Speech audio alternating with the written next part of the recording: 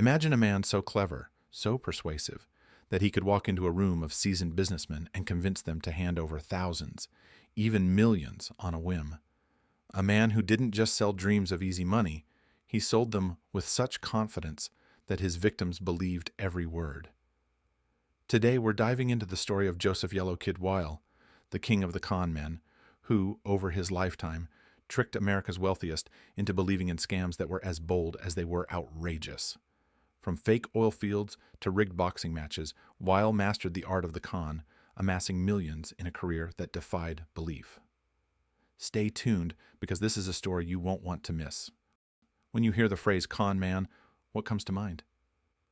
Maybe a slick-talking charmer with a silver tongue, someone who could sell ice to an Eskimo.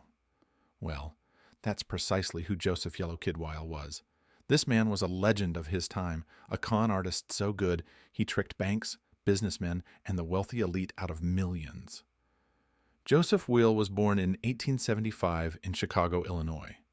He grew up in a modest household and started working from a young age. Will got his start in conning as a young man working as a collector in a local meatpacking business, where he quickly discovered how easily people could be manipulated if he approached them with confidence and charm. But where did his nickname Yellow Kid come from? Weil took the nickname from a popular cartoon character of the time, a mischievous kid named the Yellow Kid in Hogan's Alley, a comic known for its humor and satire. The nickname fit Weil perfectly, as he was notorious for his playful, trickster personality and his childlike confidence. Weil's first major schemes were relatively small, focusing on faking business deals or convincing people to invest in phony ventures. But as he became more successful, his schemes became bolder. One of his early stunts involved convincing people he had a special machine that could duplicate currency, for a small fee, of course. Needless to say, there was no such machine, but Weil's charm convinced people to invest in this get-rich-quick scheme. Weil once said that his secret was confidence. To quote him, "Every crowd has a silver lining, and that silver lining is the money you can make if you know what you're doing."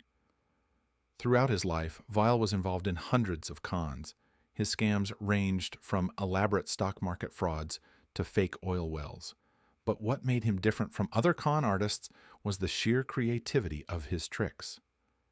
In one scheme, Weil posed as a geologist, convincing investors he had discovered a new oil reserve. With a little bit of makeup and a lot of flair, he duped countless investors into believing they'd soon be swimming in oil money. One of Weil's most legendary schemes involved a staged boxing match, a con so elaborate that it would make Hollywood screenwriters jealous. This is the story of how Yellow Kid Weil tricked his victims into betting on a fight with a guaranteed rigged outcome, or so they thought. The scam was simple in concept, but incredibly bold in execution. Weil would start by posing as an insider with connections to an underdog boxer set to win a big match. The twist?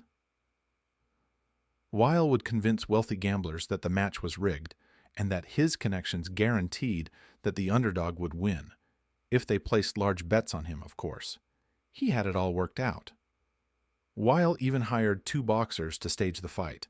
They'd spar, take a dive at the right moment, and ensure the outcome looked as real as possible.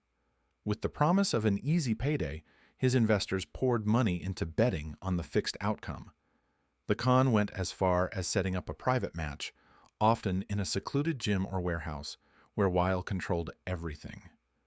As the fight began, Weil's insider connections seemed rock solid.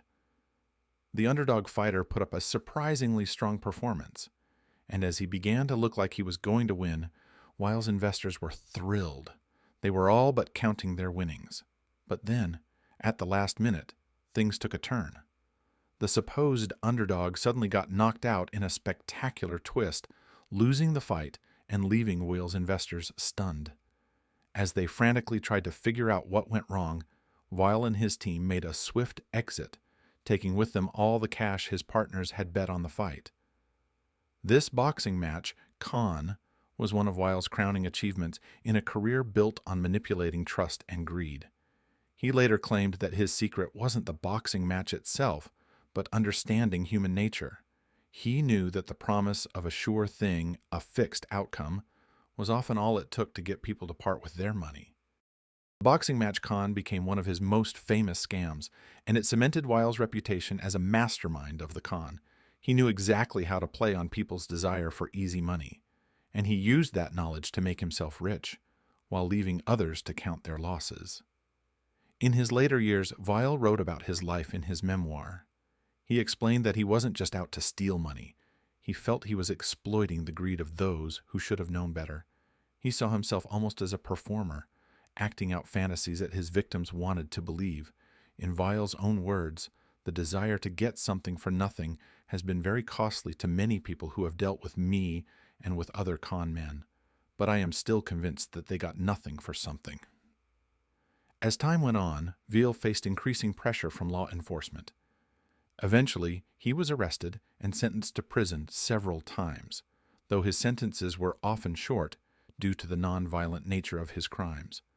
By the end of his career, Weil had swindled millions, and yet he wasn't hated.